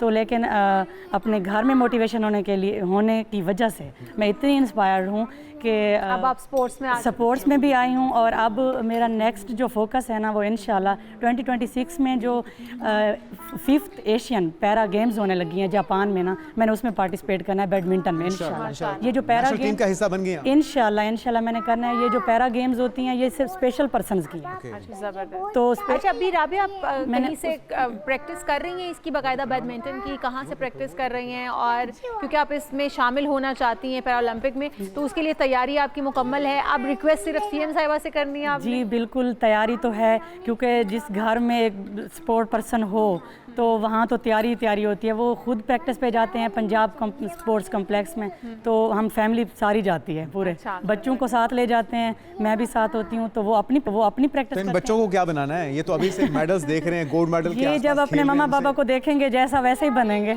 अच्छा, क्योंकि बच्चों का जो माइंड सेट होता है वो जो चीज़ देखते हैं वही ऑब्जर्व करते हैं और उनको सिखाना नहीं पड़ता। उनकी जो तरबियत होती है वो देख के जो हासिल करते हैं वही होती है। अच्छा राबिया, चैलेंजेस तो बहुत ज़्यादा होंगे। शादी किस तरह से आप दोनों की हुई और फिर एक दूसरे को एक्सेप्ट करना, एक पूरा रिश्ता बनाना और उसके बाद आपकी खूबसूरत सक्सेसफुल लाइफ गुजारना। बिल्कुल, अल्हम्दुलिल्लाह हम देख के बड़े इंस्पायर हो रहे हैं आप दोनों से। तो किस तरह से ये मुमकिन हो पाया? किसने किसको प्रपोज किया और फिर यहाँ तक का सफ़र जो है वो आप लोगों ने बड़ी बासानी माशाल्लाह से तय किया? जिस तरीके से अभी हम पार्टिसिपेट कर रहे हैं स्पोर्ट्स में, इसी तरह का एक इवेंट था, वहाँ पे एक दूसरे को मिले तो वहाँ पे सितारे मिले और हम एक दूसरे के। वाह, तो जो कहते हैं तो कि मैं आसमान ये पर थोड़ा सा ऐड करना जोड़ी। चाहूँगी इनके पॉइंट। जैसे सीएम साहबा ने ये इनिशिएटिव लिया है ना, तो इसका ये मतलब नहीं है कि ये सिर्फ फिजिकल एक्टिविटीज़ हैं या इससे सिर्फ हम खेलों में आगे आ सकते हैं। इस तरह हमें अपने जैसे बासिलाहियत लोगों से मिलने के मौके मिलते हैं और इस तरह से हमारे जोड़े भी बन सकते हैं। तो इन्होंने फर्स्ट टाइम मुझे इसी तरह के ही एक इवेंट में देखा था और इन्होंने फिर इजहार किया था शादी का, जायज़ रिश्ते का, निकाह का। तो फिर अल्हम्दुलिल्लाह अल्लाह पाक को यही मंजूर था और हमारी शादी और हमें बहुत खुशी हो रही है, बहुत हेल्थी सेहतमंद माशाल्लाह से आप लोगों के पास 2 बच्चे हैं। अल्लाह पाक आप लोगों को इसी तरह से खुश खुरम रखे, आबाद रखे और जिस तरह से आप तरक्की की मनाजिल दोनों तय कर रहे हैं, कभी छोड़िएगा मत, कभी हारिएगा मत। इंशाअल्लाह ताला जो आपके एम हैं, ख्वाब हैं, वो अल्लाह ताला ज़रूर पूरा करेगा। बहुत शुक्रिया। हमारे साथ मोहम्मद फयाज़ और राबिया फयाज़ आप दोनों मौजूद थे और आप दोनों के माशाल्लाह से बच्चे भी साथ मौजूद थे। आप चारों का बहुत शुक्रिया। आप चारों का बहुत शुक्रिया और शुक्रिया इस बात के लिए भी कि आप पाकिस्तान को जिस तरह से रिप्रेजेंट कर रहे हैं, पूरी दुनिया में पाकिस्तान का नाम रोशन कर रहे हैं, ये भी यकीनी तौर पे काबिल ज़िक्र है। और आप रोशन मिसाल हैं उन लोगों के लिए जिनके पास अल्लाह ताला ने किसी न किसी आजमाइश से उनको गुजारा है। तो कोई बहाना नहीं है, अगर आपके अंदर विल पावर हो और अगर आप कोई अहद कर लें तो फिर सारी मुश्किलात आसानी में तब्दील हो जाती हैं। बिल्कुल। आज वेलकम बैक। और कुछ देर पहले आप लाइव मनाज़िर में देख रहे थे जहां पे हमने देखा कि यादगार गैर जानिबदारी पर आलमी रहनुमाओं के हमरा अशकाबाद में तुर्कमानिस्तान में वज़ीर आज़म शहबाज शरीफ पहुंचे हैं। तो बहुत ही अहमियत का हामिल है, 2 रोज़ पे मबनी ये सरकारी दौरा, जिसके दौरान अशकाबाद में तुर्कमान सदर से अहम मुलाकात हुई और इसमें बाहमी इक़्तिसादी ताउन, इलाकाई रवाबित और तजारती ताल्लुकात की वुसअत देने पर भरपूर तबादला ख्याल हुआ है। और क्या कुछ शामिल है इस दौरे में, ये भी जानते हैं आज। जी हाँ, ये जानने के लिए हमने आमिर अली साहब, खैर सगाली सफ़ीर हैं, माहिर आलमी अमूर हैं, उनको बुला रखा है। तो वेलकम टू शो कहेंगे आपको। आमिर अली साहब कैसे हैं आप? ठीक ठाक हैं जी? All well, thank you very much. Thank you जी। आमिर अली साहब, आप ही से जानेंगे कि तुर्कमानिस्तान को कराची और गवादर का एयरपोर्ट भी हमने खैर सगाली के जज्बे के तौर पे ऑफ़र किया है। क्या समझते हैं कि किस तरह का इकदाम है ये? और अभी जो वज़ीर आज़म शहबाज शरीफ तुर्कमानिस्तान के दौरे पर हैं, क्या अहम मुलाकात के अंदर क्या कुछ डिसाइड होगा या कोई MOUs भी साइन होने की उम्मीद है? क्या कुछ बेहतरी ला सकता है ये दौरा? जी बहुत शुक्रिया। अगर हम तुर्कमानिस्तान की एक जियोपॉलिटिकल सिचुएशन देखें तो ये एक लैंड लॉक कंट्री है। इसकी सिर्फ एक वेस्टर्न साइड जो है वो कैस्पियन सी से मिलती है और Caspian sea is also land locked. जी, इतना नेचुरल रिसोर्सेज से rich country, 4th largest reserves हैं उसके पास नेचुरल गैस के। अच्छा, अब इनके पास आप ये देखिए कि ये खाली एक तुर्कमानिस्तान के कॉन्सिक्वेंसेस में ना लें। पिछले दिनों में किर्गिज़स्तान के प्रेसिडेंट भी पाकिस्तान आए। दैट इज़ ऑल्सो इंटरस्टेंटिलेशन। It not border neighbouring country but it's a neighbouring country with Turkmenistan. And similarly with Uzbekistan भी पाकिस्तान की एक ट्रेन ट्रैक की बातचीत चल रही है। तो अगर गवादर की पोर्ट ऑफ़र की गई है तो ये एक बहुत बड़ी एक डेवलपमेंट है। इससे पाकिस्तान को बहुत सारे फ़ायदे हो सकते हैं, स्पेशली इन टर्म्स के अगर जो तुर्कमानिस्तान की ट्रांसपोर्टेशन होती है, specially in the energy field. और अगर पाकिस्तान कोई ऐसी पाइपलाइन, जैसे पहले ताइपे एक पाइपलाइन प्रपोज थी, अगर उसको हम अफ़गानिस्तान को बाईपास भी कर देते हैं, उसमें हम इस पाइपलाइन को वाया ईरान ले आते हैं और यहाँ से आज देखिए, आज तुर्कमेनिस्तान एक तरह से ना फंसा हुआ है एक जगह पे कि वो अपनी गैस सिर्फ एक्सपोर्ट कर रहा है चाइना को और रशिया को। वो पूरी दुनिया को ग्लोबली जो उसकी एनर्जीज, जो उसके रिसोर्सेज हैं, जितनी उनके पास रिच रिसोर्सेज हैं, उनको वो उस तरह यूज़ नहीं कर पा रहा। तो ये उनके लिए एक बहुत अच्छा मौका होगा। और हमारे प्राइम मिनिस्टर ने अगर ये ऑफ़र की है तो गवादर पोर्ट, जिसे मेनली ये समझा जाता था कि it is a CPEC road between China and Pakistan only, it is not like that. This is a commercial port that you can use it even for the Central Asian countries or for the other countries. There is no any restriction that only Chinese companies will use it or only it is used for the China, but it is a Pakistan property. We can use it for anything. बिल्कुल ठीक है। अच्छा आमिर भाई, अभी हम देख रहे थे विजुअल्स के अंदर कि आलमी रहनुमा भी मौजूद थे। तो ये कि वहाँ पे क्या ऐसी हैपनिंग हो रही है? हमने टर्किश प्रेसिडेंट को देखा, रशियन प्रेसिडेंट को देखा, खित्ते के और अहम प्लेयर्स वहाँ पर, आम सरबराह मुमलिकत वहाँ पर मौजूद थे। वज़ीर-ए-आज़म शहबाज शरीफ भी 2 रोज़ के लिए वहाँ पर मौजूद हैं। तो एग्जैक्टली वहाँ पर हैपनिंग क्या हो रही है? इतनी जो मेल मुलाकातें, पाकिस्तान में भी दौरे हो रहे हैं, यहाँ से भी जाने का सिलसिला मुसलसल, हम एक जो हलचल देख रहे हैं, ये खिचड़ी क्या पक रही है? देखिए, जो आज से तकरीबन 30 साल पहले उनके एक प्रेसिडेंट थे, जो पहले प्रेसिडेंट थे जब तुर्कमेनिस्तान गॉट इंडिपेंडेंस। ये मुल्क 1881 से लेकर 1991 110 साल तकरीबन रशियन इन्फ्लुएंस में रहा है। और रशिया के यानी कि that was a part of the Soviet socialist Republic. तो इन 110 सालों के बाद जब इसने इंडिपेंडेंस मिली इसको, और अगर आप इसकी बात करें तो पॉपुलेशन बड़ी कम है। इनकी लैंड बहुत ज़्यादा है, वसाइल बहुत हैं, पॉपुलेशन बहुत कम। Like 6 million, 6.5 million is only the population of this country. अच्छा, इन्होंने आते ही ना, इनके एक पहले प्रेसिडेंट थे, उनका नाम था न्याज़ोव वाज हिज नेम। तो उन्होंने एक रेजोल्यूशन प्रेजेंट किया उस वक्त यूएन में, और 1995 में उन्होंने कहा जी कि Turkmenistan will remain like non align to and out of any kind of global conflict. अच्छा, उसको अब इन्होंने उस लेगेसी को, अब तुर्कमेनिस्तान में भी आपको पता है कि एक रिजीम जो है वो इट्स नॉट दैट डेमोक्रेटिक जो है, वो उन्होंने उस चीज़ को कैरी किया, और कैरी करके अब वो उसकी 30th एनिवर्सरी है। अच्छा, इसमें अब पूरी दुनिया से बहुत सारे डेलीगेशन भी आए हैं, हेड ऑफ द स्टेट्स भी आए हैं, जो मोस्ट प्रोमिनेंट हैं पाकिस्तान से, और आपने जी बिल्कुल। And it was also expected कि शायद Chinese head of the state भी आए, लेकिन मेरा ख्याल वो नहीं आए। अच्छा, साइडलाइन पे मुलाकातें भी हो सकती हैं? बिल्कुल साइडलाइन। देखिए, 15 मुल्कों के डिफरेंट हाई लेवल डेलीगेशन है, और हेड ऑफ द स्टेट्स भी हैं, फिर फॉरेन उनके मिनिस्टर्स भी हैं। तो इसका मतलब ये है कि ये एक ग्लोबल एक प्लेटफॉर्म, एक फिनोमेना है जहाँ पे, और पाकिस्तान को ऐसी जगह पे जाने का अल्टीमेटली एक फ़ायदा हुआ है। इन द पास्ट भी हुआ है, इन द फ्यूचर भी होगा। Right now Pakistan is playing a very active part in a geopolitical platform, specially in the regional demography. तो पाकिस्तान को इसका बहुत फ़ायदा होगा इंशाल्लाह ताला। और ये जो 15 कंट्रीज ये जो आई हैं, ये भी हमारे पास एक मौका होता है कि हम अपने, बजाय इसके कि हम अपने डेलीगेशन वहाँ पे भेजें, हम उनको एट वन विंडो हम उनको सबको देख सकते हैं। This is going to be a very big task. लेकिन अगर पाकिस्तान, देखिए आप अगर तुर्कमेनिस्तान से वाया हारात और कंधार, ये एक ट्रैक बनता है कि जो तकरीबन 800 किलोमीटर के करीब आता है गवादर तक। It is not that far. हमारा लाहौर गवादर से दूर है, तो तुर्कमेनिस्तान इज़ मोर क्लोजर। लेकिन उसके लिए हमें क्या चाहिए? हमें एक सेफ पैसेज चाहिए, हमें एक कॉरिडोर चाहिए। वो कॉरिडोर हमें अगर अफ़गानिस्तान से, पहली बात तो है कि अल्लाह करे मिल जाए, मिलना चाहिए। we are always brotherly country despite that fact कि ये जो टेकिंग भी लगता है ये जो आमिर अली साहब। लेकिन अगर हम फिलफौर की बात करें, कौन से ऐसे शोबे हैं जिन पे MOU साइन हो सकते हैं, जो बेनिफिट्स पाकिस्तान को या फिर तुर्कमेनिस्तान पाकिस्तान से ले सकता है? अभी क्योंकि वज़ीर-ए-आज़म शहबाज शरीफ साहब वहाँ पर मौजूद हैं, तो किस चीज़ का फ़ायदा पाकिस्तान उठा सकता है? क्योंकि हम देखते हैं सफारती ताल्लुकात अब हमारे ओवरऑल पाकिस्तान के डिफरेंट ममालिक के साथ बहुत अच्छे हो चुके हैं। इसको एक्नॉलेज भी किया जा रहा है कि पाकिस्तान अब कहाँ पर स्टैंड करता है। लेकिन हम जो बेनिफिट्स की बात करते हैं वो हम नहीं गेन कर पा रहे। पाकिस्तान किसी भी मुल्क से, जिस तरह से हम देखते भी हैं MOUs भी साइन हो जाते हैं, लेकिन शायद हम उस तरह से पैसा भी नहीं ला पा रहे, उस तरह से इन्वेस्टर्स भी नहीं ला पा रहे हैं, उस तरह के फ़वाइद नहीं ले पा रहे। तो अभी हमें क्या समझते हैं तुर्कमानिस्तान से ऐसे कौन से मुआहदे, कौन से ऐसे शोबों में ताउन बढ़ाना चाहिए जिनसे पाकिस्तान को अल्टीमेटली फिलफॉर फ़ायदा मिल सके? देखिए, एक तो आप ट्रांसिट अगर ट्रेड का उन्हें एक पैसेज दे देते हैं, and that is not only for the commercial product, खास तौर पे उनकी गैस पाइपलाइन के लिए, तो ये एक बहुत बड़ा ब्रेक थ्रू है।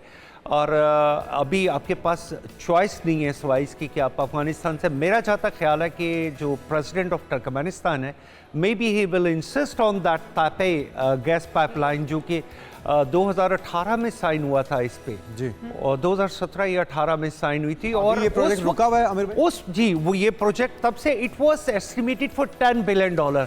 Asian development bank was involve to invest in that project.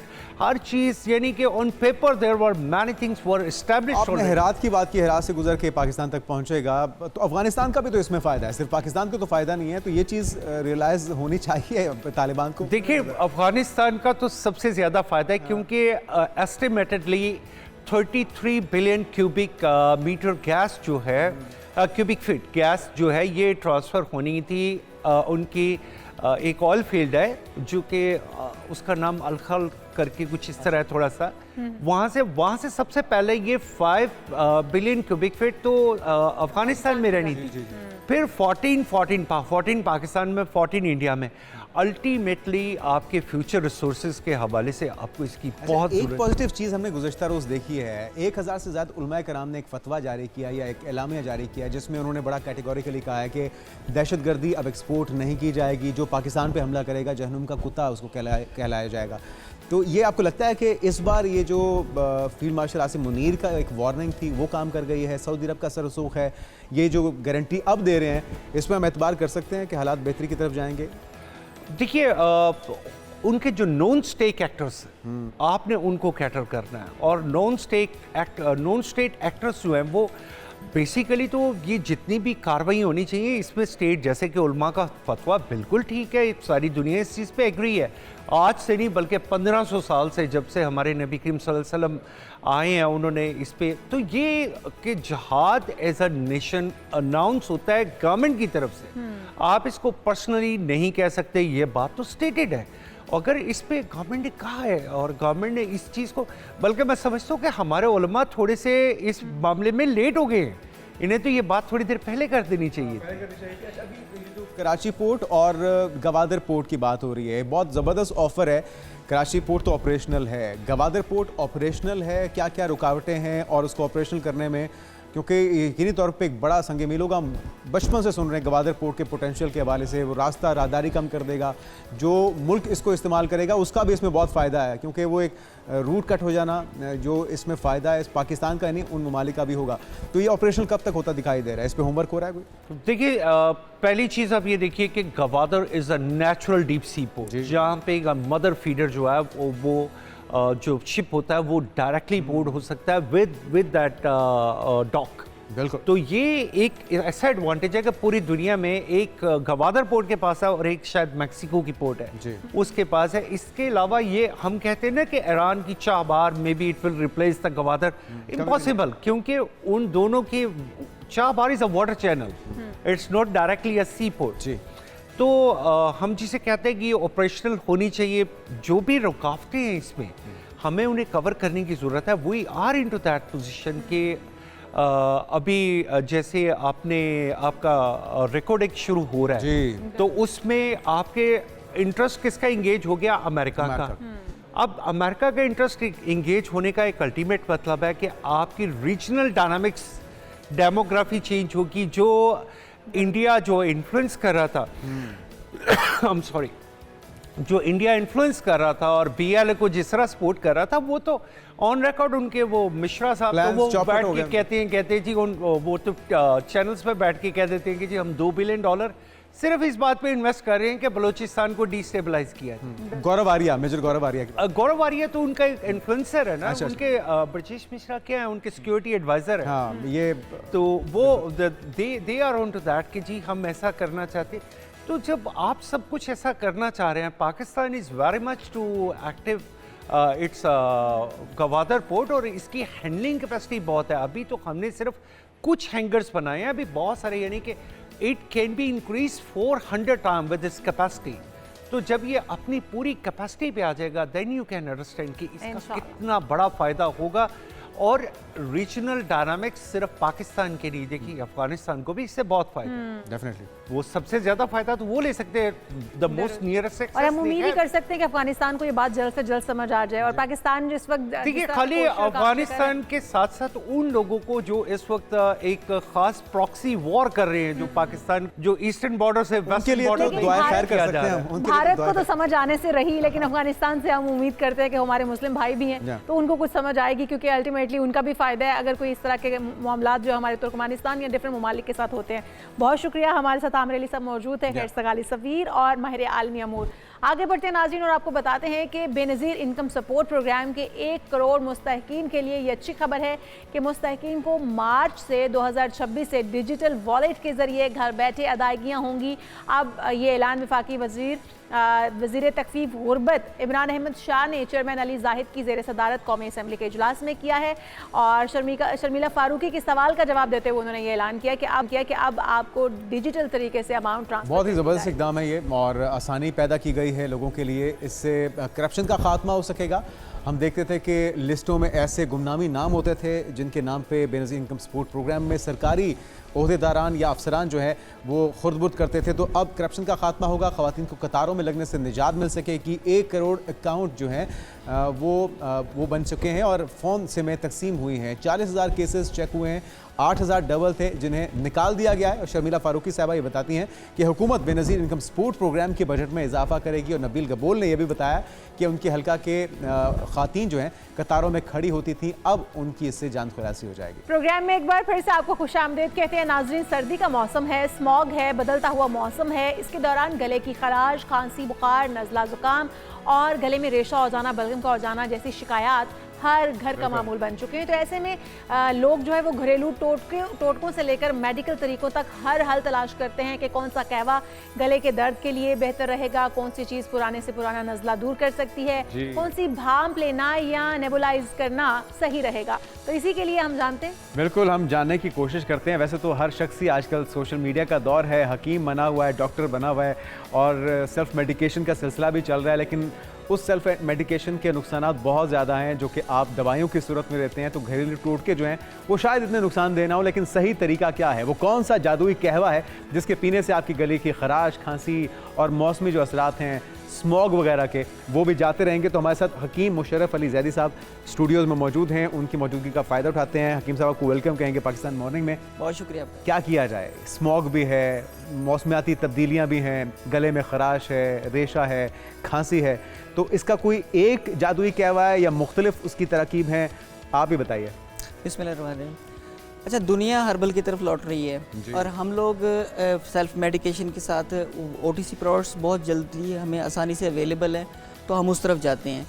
आज का जो टॉपिक है स्मोक के हवाले से, अच्छा स्मोक और मौसमियाती तब्दीलियाँ इकट्ठी आई अभी हमें मिली हैं दोनों। अच्छा, एक कहवा पहले मैं बता देता हूँ आपके नाजरीन के लिए कि इसको कहवे के तौर पर ना लें, चाय को छोड़ें ताकि डिहाइड्रेशन ना हो और कहवा इसको मुस्तकिल शुरू करें। जिन लोगों में बलगम मुस्तकिल रहता है, थोड़ी सी सर्दी लग गई तो जल्दी फ्लू हो गया, वो मामलात हो गए, तो वो चाय की जगह पर अदरक, दारचीनी को मुस्तकिल मामूल बना लें शहद शामिल करके, अगर डायबिटिक नहीं। ये 3 चीज़ें, अदरक, दारचीनी और लौंग। अच्छा, शहद में शहद मीठे के तौर पर मैं बता रहा हूँ। अगर शुगर नहीं है तो, अगर शुगर नहीं है और शहद अगर शामिल करते हैं तो वो उसके अद्वियाती ख़वास भी शामिल हो जाते हैं उसमें, तो ये बहुत ज़रूरी है। अच्छा, हमारे यहाँ होता क्या है कि थोड़ा सा नज़ला ज़ुकाम हुआ तो क्योंकि ये मेडिसिन आसानी से अवेलेबल है, जगह जगह क्वैक्स बैठे हुए हैं, तो वो लोग इसको बढ़ाते हैं बजाय कम करने के। मतलब ये सिम्टोमेटिक ट्रीटमेंट लिया, वो एक पेट सा नुस्खा होता है, पेन किलर, एंटी एलर्जी और एंटीबायोटिक्स तो लेनी भी नहीं चाहिए ना इसमें, अवॉइड करना चाहिए। फ्लू में नहीं लेना चाहिए, मतलब जो ये मौसम वाले। स्मोक के जो असरात हैं उसके लिए रोज़ाना के बुनियाद पर, अभी मैं आपके यहाँ बैठा था तो मैंने गुड़ की एक डली रखी हुई होती है रोज़ाना सुबह, उसको हल्का हल्का लुआब बना कर शामिल करते रहें, आपके नाजरीन के लिए भी बता रहा हूँ। तो वो बहुत ज़बरदस्त है, प्रिवेंटिव भी है। हाँ जी, ठीक है। और उससे गला भी ठीक रहता है, साफ़ रहता है। और शाम को घर जब जाएं तो नमक के गरारे लाजमी करें जो स्मोक के एरियाज़ हैं। बिल्कुल ठीक। और जो मौसम चेंज हो रहा है ओवरऑल भी, हम इस वक्त हमारा लाहौर 5वें नंबर पर है, कराची 6ठे नंबर पर है इस वक्त पोल्यूशन में। मतलब स्मोक के अलावा भी पोल्यूशन है हमारे यहाँ ना, ट्रैफिक की है। हकीम साहब, एक तो आपने बताया कि डेली आप मामूल बना लें, बीच में आप वो डाल लें, लौंग डाल लें, अदरक डाल लें और शहद डाल लें, ये पानी आप गर्म दालचीनी भी डाल लें, ये आप डेली बेस पे पिएं। अगर आपको बहुत ज़्यादा हैवी रेशा है गले के अंदर और कुछ लोगों को चेस्ट इन्फेक्शन, कंजेशन हो जाती है, तो उसके लिए बच्चों के लिए भी बताइएगा कितनी डोज होनी चाहिए, कितनी मिकदार हम चीज़ों की डाल लें, क्योंकि हम सोचते ही हैं कि जड़ी बूटियाँ, क्योंकि ये जड़ी बूटियाँ ही हैं, नुकसानदेह नहीं होंगी, तो हम चम्मच भर भर के या इतना इतना बड़ा दालचीनी का टुकड़ा और लौंग हाथ मुट्ठी भर डाल लेते हैं। तो क्या वो तरीकाकार सही है? कितनी क्वांटिटी बच्चों के लिए और कितनी बड़ों के लिए, और दिन में कितनी बार दे लेना चाहिए, वो काबा भी बता दीजिएगा। जी, जो आपने बात की ना वो बहुत ज़बरदस्त है कि हम समझते हैं कि ये किचन गुड्स हैं और हर्ब्स हैं, ये इनका नुकसान नहीं होगा, बल्कि सोशल मीडिया पर बहुत सारे अताई तो वो आधा चम्मच मैंने देखा है कि वो दालचीनी का पिला रहे हैं। वो तो बहुत ख़तरनाक चीज़ है। अच्छा, जो छोटे बच्चे हैं और जो बड़े लोग हैं जिनको अक्सर ये बलगम वाले मामलात रहते हैं, तो वो लौंग का कावा जो है वो मामूल बना लें। अच्छा, एक लौंग, सिर्फ एक लौंग 1 कप के लिए बहुत बेहतर होती है। अच्छा, एक बहुत है? एक बहुत होती है, मतलब ज़्यादा नहीं लेनी है, क्योंकि मुस्तकिल इस्तेमाल करना है ना, रेगुलर इस्तेमाल करें इसको। और बच्चों के लिए तो उसमें 2-3 चम्मच भी अगर पिला दें तो ठीक है। अच्छा, 1 साल से छोटा बच्चा है उसको शहद नहीं देना चाहिए। अच्छा। हाँ, बहुत सारे बच्चों इन्फेंट्स को शहद नहीं देना चाहिए इस मौसम में, तो ख़ास तौर पर नहीं देना। अच्छा, वो जिस तरह अभी विशाल ने भी कहा कि अगर छोटे बच्चों को कंजेशन या वो जकड़न हो जाए तो उसके लिए फिर वो कहवा तो नहीं होगा, उसके लिए फिर क्या होगा? वो वही पानी, मैं लौंग वाला पानी अर्ज कर रहा हूँ ना, वही छोटे इन्फेंट्स को, चंद माह के बच्चे को, उनको 2-3 चम्मच जो है दे दें। और अगर वो ज़्यादा खराश नहीं है गले में। अच्छा, जो छोटे बच्चे की बात की है आपने, उसके अलावा ना हमारे यहाँ एसिडिटी की वजह से और गर्ड बोलते हैं एक बीमारी है, गैस्ट्रोएसोफेगस रिफ्लेक्सेस डिजीज़, जिसमें यह तेज़ाब यहाँ तक आ जाता है। तो इस मौसम में उन पेशेंट्स को बहुत ज़्यादा एहतियात की ज़रूरत है। जो तेज़ाबियत के पेशेंट हैं वो बहुत ज़्यादा एहतियात करें इस मौसम में। किस चीज़ की एहतियात? उनका गला जल्दी ख़राब होगा। अच्छा। और वो गला इन चीज़ों से ठीक नहीं होता। अच्छा, फिर वो अगर ये वाला टोटका करते हैं, किचन गुड्स में से गरम मसाले में से कोई चीज़ लेते हैं, तो उनकी तेज़ाबियत बढ़ती है। हाँ, मतलब क्योंकि इसकी तासीर गर्म है। जी, तासीर गर्म है, कुछ ये तेज़ाबियत को बढ़ाते हैं थोड़ा। तो वो क्या करें? उनके लिए अदरक बेहतरीन है, कच्चा अदरक नहीं, पक्का हुआ अदरक है। उसके अलावा जिन लोगों के टॉन्सिल्स बढ़ गए हैं और मुस्तकिल सोजिश, इस मौसम में मुस्तकिल सोजिश रहती है, उसके लिए एक बड़ा छोटा सा है कि किसी भी, चाहे छोटे बच्चे को है या बड़े को है, तो वो मुस्तकिल एक नुस्खा बना के रख लें अपने पास। लसूड़ियाँ होती हैं, लसूड़ा जिनका अचार डाल, लसूड़ा। अच्छा, ये आमले को ही कहते हैं? नहीं, आमला एक अलग चीज़ है। अच्छा, ठीक है। लसूड़ा बड़ा आसानी से अवेलेबल है, पंसारियों के पास भी अवेलेबल है। अचार में डलता है? अचार डलता है। हाँ। अच्छा, अचार थोड़ा सा बड़े लसूड़े का डलता है, ये लसूड़ी छोटा होती है थोड़ी सी। अच्छा, अब तो ऑनलाइन अवेलेबल है, गूगल करें खालिस पंसार तो वो मिल जाती है चीज़ें ना, मतलब, और अच्छी किसी जगह से ले लें। लसूड़ी, अनाब आप समझते होंगे वो, और एक बई दाना होता है, सफ़रजल जिसको कहते हैं। ये 3 चीज़ें ये लेकर इसमें ना मुलट्ठी का एक छोटा सा पीस डाल दें। ठीक है। बहुत अच्छा, इसको सत पुदीना होता है, जो पुदीने में से एक्सट्रैक्ट निकाला होता है, ये बड़ी आसानी से अवेलेबल। डायरेक्ट पुदीना नहीं ऐड कर सकते? नहीं, सत पुदीना इसको मेंथोल को बोलते हैं, पेपरमेंट मेंथोल या इस तरह। सत पुदीना वो बहुत इफेक्टिव है। अच्छा, ये अगर मुश्किल लगे तो बहुत आसान है कि अमृत धारा ले लें। अमृत धारा पंसार से मिलेगा वो मेडिकल स्टोर। अच्छा, ये सारी चीज़ें आप बता रहे हैं कावा बनाने के लिए? जी, ये सारी चीज़ें मैंने बताई है कि इनको रेगुलर इस्तेमाल करें, प्रिवेंटिव मेजर्स के तौर पर भी। अच्छा, ये प्रोडक्टिव कफ के लिए भी, नॉन प्रोडक्टिव कफ के लिए भी बेहतरीन है। कंजेशन के लिए जैसे आप बता रहे हैं, बड़ों को ये पूरा 1 कप पिलाना है, ये जो मैंने चीज़ें बताई, और अगर बच्चे को देना है तो 1-2 चम्मच इसमें से दे सकते हैं। अच्छा, हकीम साहब, हम कावे से बाहर आते हैं और हम बात कर लेते हैं स्टीम देने की या नेबुलाइज करने की। क्या तरीका कार होना चाहिए? दिन में कितनी बार, अगर कंजेशन है, चेस्ट इन्फेक्शन हो गया है, नाक बंद है और रेशा हो रहा है, तो क्या उसके अंदर स्टीम दे देना काफ़ी होगा? स्टीम का तरीका कार क्या होगा? और अब मेंथोल के ना छोटे छोटे से वो पार्टिकल से बने हुए मिलते हैं, वो डलते हैं, क्या वो सही रहेगा? या फिर आपको नेबुलाइजर्स के जो मेडिसिन आती है वो नेबुलाइजर में डाल के वो देना सही रहेगा? और क्या बच्चों को भी नेबुलाइज किया जा सकता है उन मेडिसिन से? कोई मसला तो नहीं है? अच्छा, ये मेरा कंटेंट था जो आपने बोला है। हाँ। तो अच्छा, इसी में मैंने एग्जैक्टली यही बात बतानी थी कि जो कंजेशन है जिनको बच्चों को, बड़ों को या मेल फीमेल दोनों में, इसमें भाप जो है वो लेने का एक तो वही तरीका है। उसमें पत्ते भी डाले जा सकते हैं, नीम के? मिंट के, हाँ जी। पुदीना, ताज़ा पुदीने को भी पकाया जा सकता है ना, वो उसका एक जुशांदा टाइप बन जाएगा, उसकी भाप ली जाए। अच्छा, भाप लेते वक्त ना हमारे जो टीचर्स ने हमें समझाया है, जो हम अपने पेशेंट को भी आगे बताते हैं और कई सालों से बताते आ रहे हैं, कि उस वक्त ना आँखें और ये स्किन को बचाना है। अच्छा। हाँ, हमारे यहाँ होता क्या है कि वो किसी बड़े से बाउल में भाप लेते वक्त वो पूरा ऊपर तौलिया डाल के तो वो चेहरा अंदर कर देते हैं, वो नुकसानदेह हैं चीज़ें, वो गलत है। सिर्फ नाक में और मुंह में जानी चाहिए ना भाप। सही। नेबुलाइज करते हैं तो वो मास्क का इस्तेमाल करते हैं, आपने देखा होगा। एलोपैथिक में वेंटोलिन वगैरह और वो स्टीरॉयड देते हैं, वो मुनासिब नहीं है, वो ठीक नहीं है। कुदरती चीज़ें इस्तेमाल करनी चाहिए। अच्छा, इसमें भी अमृतधारा बहुत काम करता है। अच्छा, स्टीम लेने के लिए? स्टीम लेने के लिए भी अमृतधारा बहुत काम करता है। इसमें फ़ायदा अमृतधारा का ये है कि किसी भी मिजाज का पेशेंट ले सकता है।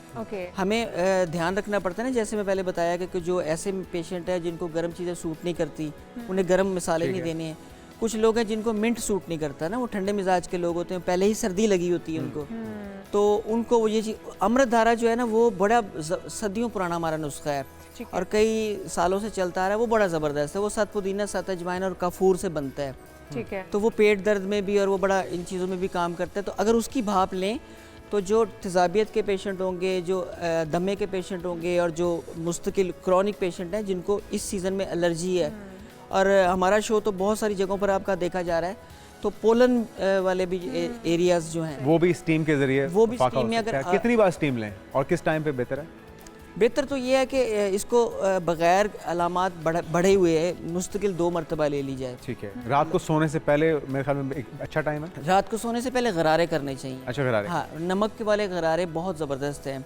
मतलब अगर कुछ भी नहीं भी हुआ है, कोई प्रॉब्लम नहीं भी है, तो इस मौसम में जैसे मैंने बताया कि सुबह निकलते वक्त गुड़ और रात को सोने से पहले नमक वाले गरारे हैं। अच्छा, जो दमे के मरीज़ होते हैं, अब उनको तो आप नेबुलाइज करेंगे या मास्क लगा के आप उनको कोई भी देने की कोशिश करेंगे ट्रीटमेंट, तो उनका सांस मज़ीद उखड़ जाता है। ऐसी कंडीशन में जो हमारे घर के लोग ऐसे करते हैं, नेबुलाइज कर देते हैं उनको क्या कहेंगे कि फ़ौरन डॉक्टर के पास जाएँ? जो ऑलरेडी इन्हेलर यूज़ करते हैं या जो बहुत ही अस्थमैटिक पेशेंट हैं, उनको घर में नेबुलाइज करना क्या सही रहेगा? क्योंकि मैंने अक्सर देखा है कि उन लोगों की सांस जो है वो ख़राब होना शुरू हो जाती है, मज़ीद ऑक्सीजन की कमी हो जाती है उनको, तो उनके लिए क्या मशवरा है?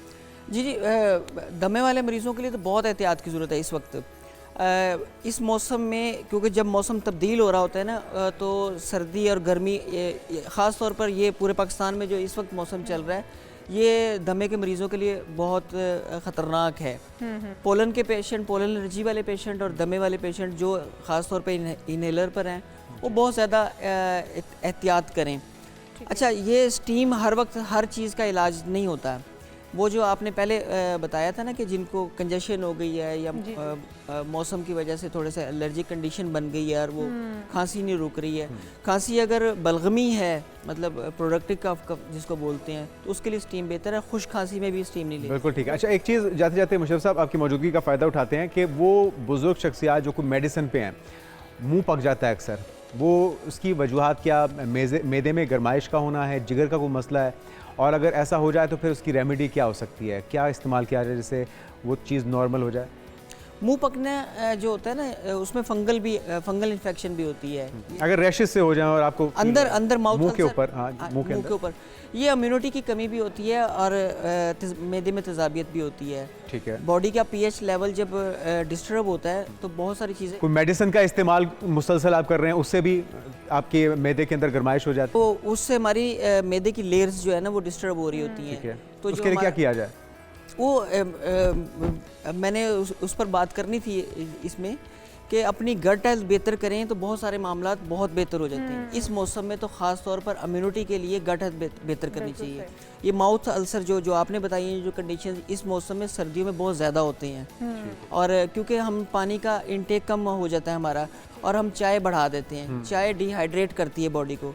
ये डिहाइड्रेशन से भी होता है। फंगल इन्फेक्शन और डायबिटिक लोगों में भी ज़्यादा होती है और जिनकी गट हेल्थ मुतासर होती है उनमें भी ज़्यादा। Thank you. बहुत शुक्रिया। हमारे साथ हकीम सैयद मुशर्रफ अली ज़ैदी साहब मौजूद हैं। बड़े मुफीद मशवरे उन्होंने दिए हैं। अगर आप इन पर अमल करेंगे तो यकीनन इस सर्दी के मौसम में अपने बड़ों को, बच्चों को, सबको महफूज रख पाएंगे। लेकिन अगर आपने खुद ही टोटके आजमाने हैं और मिकदार भी अपनी मर्जी की रखनी है तो फिर मसाइल बढ़ जाएंगे, बिल्कुल नुकसान भी उठा सकते हैं। एक बार फिर से आपको कहेंगे खुशामदीद। एक अहम मामला है क्रिकेट, जो कि हम सबके दिलों के साथ जुड़ा हुआ खेल है। क्रिकेट की दुनिया में शफाफियत और बराबरी का दावा करने वाली आईसीसी ने एक बार फिर से तासुब का मुजाहरा किया है। ये तासुब है, गलती है, मामला है क्या? क्योंकि हम देख रहे हैं कि इंडिया के ज़ेरे तसल्लुत आईसीसी के अंदर बहुत सी चीज़ें इत्तेफाकिया या दानिशमंदाना तौर पे या जानबूझ के की जा रही हैं, जो कि हमारे लिए बहुत ही मायूब हैं। बिल्कुल, ये आप पोस्टर देख रहे हैं, ये जो टिकट्स जारी की गई हैं T20 वर्ल्ड कप की, इसके अंदर हम देख रहे हैं श्रीलंका है, इंग्लैंड है, जनूबी अफ्रीका है, ऑस्ट्रेलिया है और भारतीय कप्तान सबकी तस्वीर मौजूद हैं। लेकिन अनफॉर्चुनेटली पाकिस्तानी कप्तान की तस्वीर इसमें से गायब है। वजूहात क्या हैं और ये दोहरा मयार ये कब तक चलेगा और पाकिस्तान को गलती हो गई कहकर टाल दिया जाएगा? हमारे साथ मौजूद हैं Syed Yahya Husaini, senior sports journalist हैं। आप वेलकम टू शो कहेंगे याह्या भाई आपको।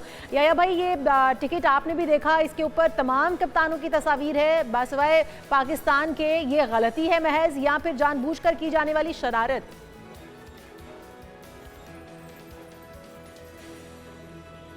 ईशल और जुनैद, आप मेरी आवाज सुन सकते हैं? जी बिल्कुल सुन रहे हैं याह्या भाई।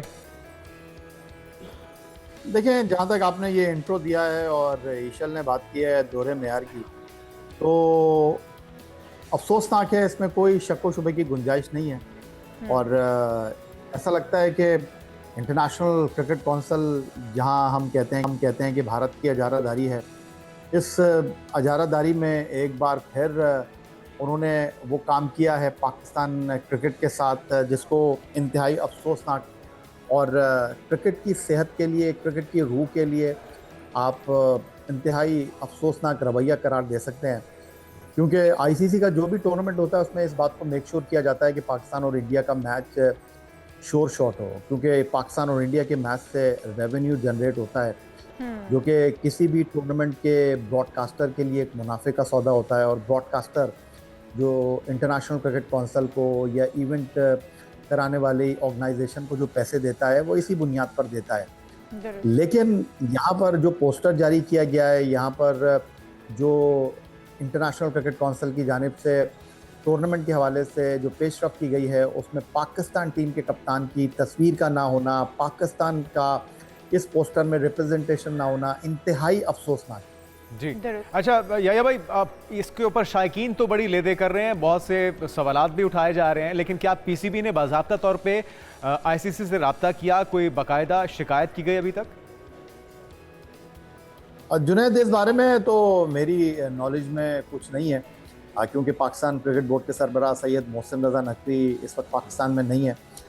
दूसरी तरफ पाकिस्तान क्रिकेट बोर्ड जो है वो यूके के बाद अमेरिका में पाकिस्तान सुपर लीग सीज़न 11 2026 के रोड टू पीएसएल के फंक्शन ऑर्गेनाइज करने में मसरूफ़ है।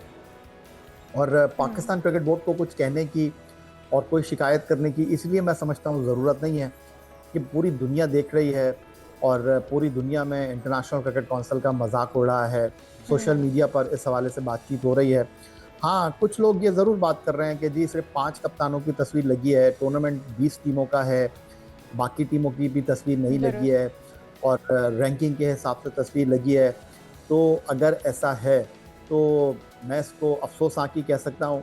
लेकिन जो हालिया अरसे में पाकिस्तान और भारत की कशीदगी रही है, फिर एशिया कप में इंडियन क्रिकेट बोर्ड का रवैया रहा है, इंडियन टीम का पाकिस्तान क्रिकेट बोर्ड के सरबराह जो एसीसी के सदर भी हैं उनसे ट्रॉफी ना लेने का मामला है, तो ये उस तनाजुर में भी देखा जा रहा है। अच्छा, थोड़ा सा अगर याह्या भाई आगे बढ़ने से पहले अगर हम इसको न्यू नॉर्मल समझ लें और इसको बर्दाश्त करना शुरू कर दें, बेहतर हिकमत अमली क्या होगी? क्योंकि ये पहली बार तो हो नहीं रहा, अचानक से भारतीय तराने चलना शुरू हो जाते हैं, शर्ट्स के ऊपर भी पाकिस्तान की जो नुमाइंदगी है उसको लगाने पे एतराज़ किया जाता है, मुश्तरका फ़ोटोशूट होते हैं, पाकिस्तान में कोई फ़ोटोशूट होता है, पाकिस्तान होस्ट होता है, फिर भी हर जगह पे पाकिस्तान को डैमेज करने की, पाकिस्तान को नुकसान पहुंचाने की कोशिश की जाती है। तो आपको लगता है कि एहतजाज रिकॉर्ड करवाना चाहिए, उसका कोई फ़ायदा भी होगा, या फिर अब हमें समझ लेना चाहिए कि ऐसे ही चलना है?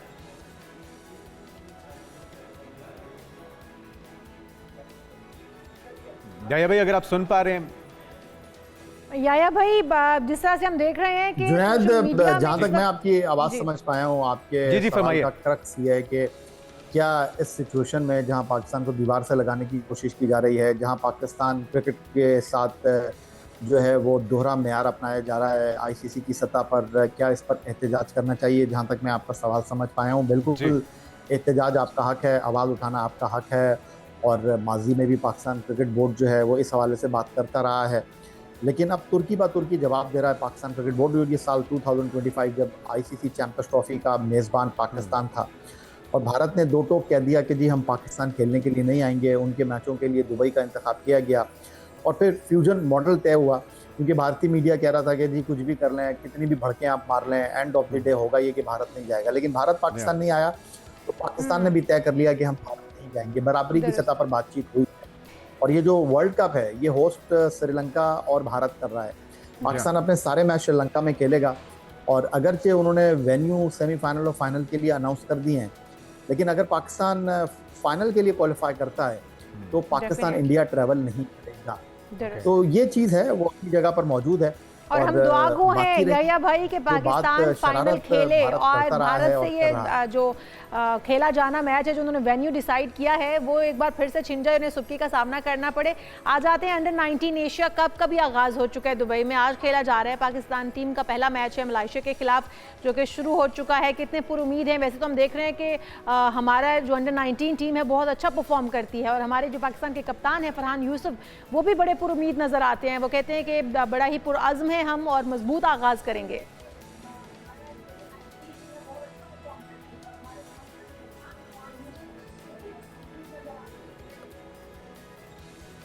अच्छा ईशाल, जो आपका सवाल है फिर वही प्रॉब्लम है, कुछ टेक्निकल प्रॉब्लम है। मैं आपका सवाल जो है वो टेलीविज़न से सुनने की कोशिश कर रहा हूँ।